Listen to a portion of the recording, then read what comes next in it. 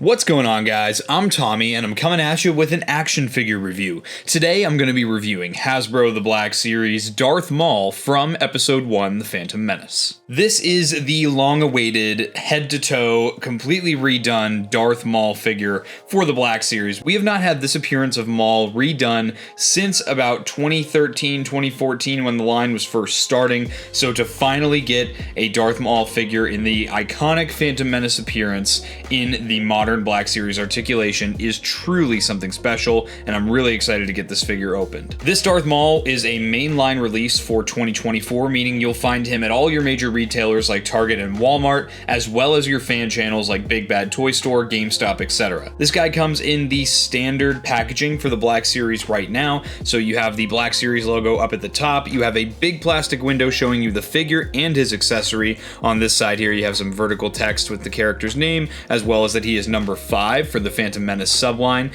You have in this kind of yellowy color here the name of the movie, and then we have our logos down at the bottom. On the side of the box, you get the mural image of Darth Maul. You can kind of see the fight where the Duel of the Fates takes place on the background there, and you do have the character's name at the bottom. On the back of the box, you have again the Black Series logo, the character's name. You have the mural that we saw on the side of the box blown up quite a bit, and we have a bio in about 1,000 different languages. This bio reads, "Sent by the evil Darth Sidious, Darth Maul delivered a fatal blow to Qui-Gon Jinn with his double-bladed lightsaber during the Battle of Naboo." And again, they just reiterate that he is number 5 for the Phantom Menace. You have all your legalese down here. Please don't feed this action figure to your babies. On the bottom of the box, you have even more legalese, and then at the top, you have nothing. This is standard for Black Series packaging right now, as I mentioned, so let's get this figure opened and we'll check him out. Alright, here's Darth Maul out of the box. Before we check out the figure, let's first check out the one accessory he comes with, and really the only one you need for this Darth Maul is the double-bladed lightsaber from the Phantom Menace here. You'll see that this has a hilt, which is done in a silver sculpt. You've got some little red paint applications for some of the buttons there. It's also got a sculpted peg so you can attach it to his belt, and then you have these very nice, I love the red that they chose for the translucent red lightsaber blades. Very nice decision to do that. These do separate from the hilt, so you can remove both sides of the lightsaber very easily from the hilt there. And the hilt does split in half as well. There is a peg and a peg hole that correspondingly split apart from the lightsaber, and you can kind of match those up as best you can. I think that it is kind of flat on one side here on the peg, so that there is technically a right way to put this in, and then you can put it right back together. This lightsaber is a bit of a stiffer material. I know for some collectors there have been complaints about lightsabers recently for the Black Series being a little gummy.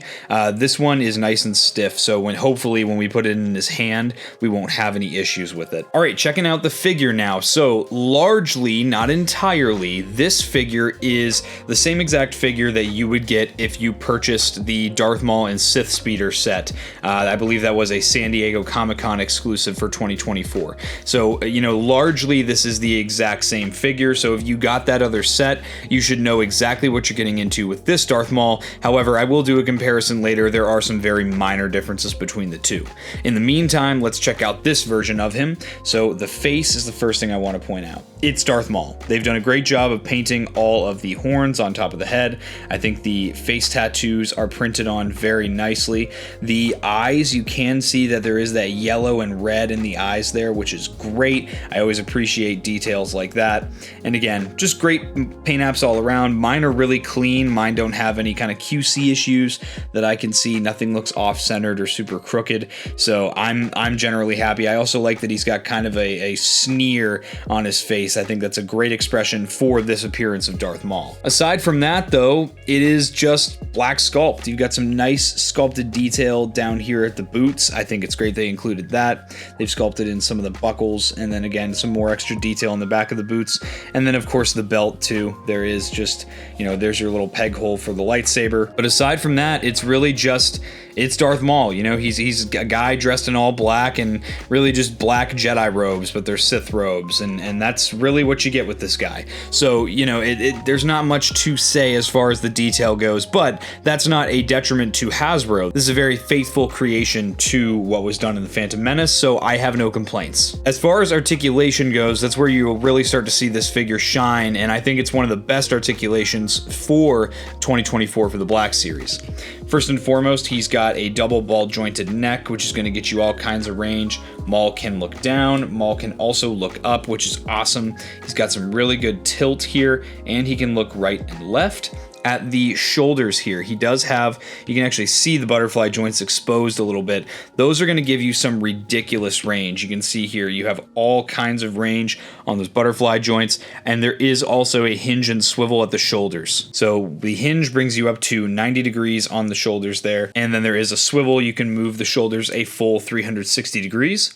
At the elbows here, he has some deep cut single jointed elbows, so those are going to get you to past the 90 degree mark, which is great for the Black Series. He does also have a swivel at the top of the elbow, and he's also got a swivel at the bottom of the glove here, which was, in my opinion, unnecessary, but a welcome addition to the articulation. And then a big thing for this figure too is that he does not have hinges at those wrists. He has ball joints, so you can twist those and move those around any which way you desire.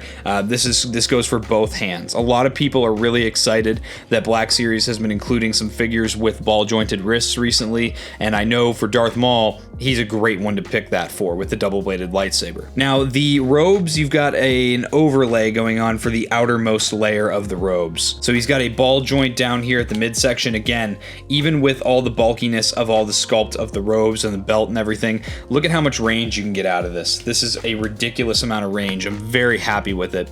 All of these skirt pieces here, you got a couple layers of overlays here. These, even though they're sculpted, look like they're going to do a really good job of all getting out of the way because of how many cuts there are into them. So you can really move those hip joints around that are hidden up underneath all these robes here. So you got some great movement there. He does have a cut for a thigh swivel, so that's going to give you some added movement there. He's got some deep cut single jointed knees. The knees can get you to 90 degrees. And then he's also got a swivel at the top of the knee, as well as he's got a swivel down at the boot. Due to the way that the pants are sculpted right where they meet the boot, you're not going to get a ton of articulation out of that, but you can still get some decent articulation there. And again, a welcome addition. You know, I love when they throw in extra cuts and stuff to give you those extra movements there. And then down at the ankles, he does have a forward facing pin for rocker, as well as a hinge, which is going to get some really good forward on that ankle, as well as some really nice back too.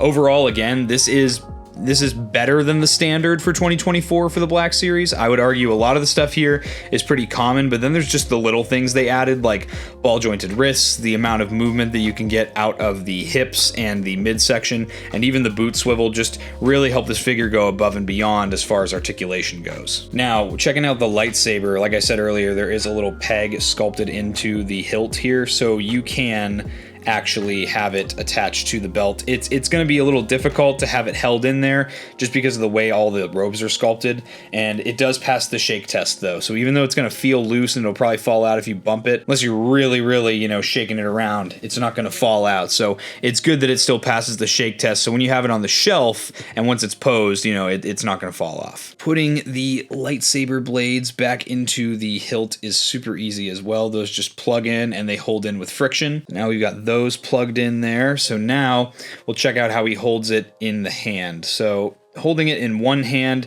it looks really good. Again, I can also put it kind of to cover the seam in the middle of the lightsaber. It's a bit of a loose grip, but it's not going to fall out of the hand. I can shake it around, it's not going to go anywhere. First pose I want to give Maul is kind of that opening pose to the Duel of the Fates in the Naboo hangar.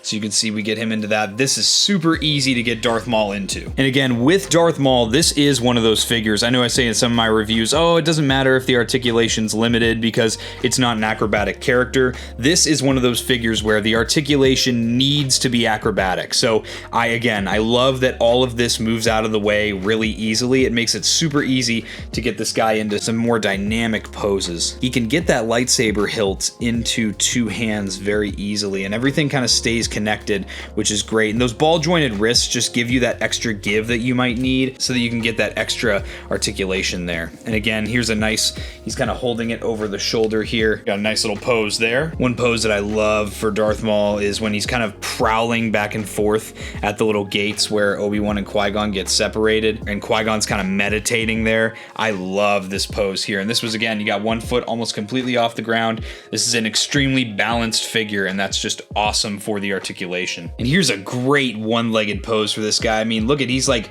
lurching forward, and I'm able to move him around with little to no balancing involved at all. This is an amazing, amazing figure. And if you didn't want to get the $50 Maul Sith Speeder set, which I think you should get because it's such an amazing set, this is still an amazing alternative for just that $25 price point. All right, so here is on the left here, I've got the Darth Maul that comes with the Sith Speeder set, and then I have on the right here the Darth Maul we're reviewing today. The big difference here is that you get a lot more soft goods on the lower skirt piece, which in my opinion look better, especially when you're posing him with kind of flared out poses. I think gravity does its work on the soft goods and makes them look better. You also get this little bracer here on the wrist for the kind of activation of the seeker droids, and then you also get the outer robes here, which is not included with the single packed version. So with that, I'm happy with both. I'm happy having both. I'm gonna keep both for my collection, and I think it's worth getting both for you as well. You could argue that these are completely different appearances for Maul, as he looks completely different between the two scenes,